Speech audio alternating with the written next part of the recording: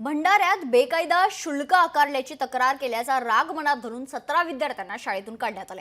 भंडाऱ्याच्या तुमसरमधील शाळेतील हा प्रताप आहे अतिरिक्त शुल्क घेत असल्याची पालकांनी खरं तर तक्रार केली होती आणि त्यानंतर 7 विद्यार्थ्यांना शाळेतूनच काढण्यात आले। भंडाऱ्याच्या तुमसर तालुक्यातील फादर ॲग्नल या खाजगी शाळेनं 7 विद्यार्थ्यांना कोणत्याही प्रकारचे काही कारण नसताना शाळेतून अचानक काढून टाकले। पालकांनी अतिरिक्त शुल्क घेत असल्याची तक्रार शिक्षण विभागाकडे दिली होती। त्याचा राग धरत शाळा प्रशासनाने त्यांच्या मुलांना शाळेतून काढून टाकल्याचा आरोप होतोय।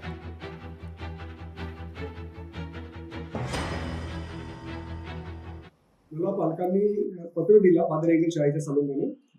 त्यामुळे मी त्या शाळेला पालकांच्या पत्राच्या अनुषंगाने पत्र दिला।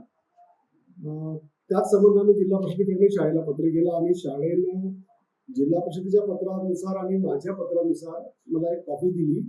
त्याच्यामध्ये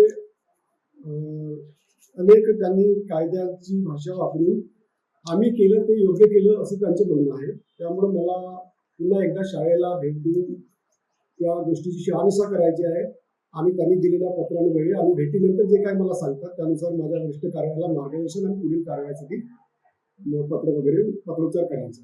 फादर ॲग्नल शाळा ही अल्पसंख्याक आहे। या शाळेने 7 विद्यार्थ्यांना नुकतेच शाळेतून बाहेर काढलेलं आहे।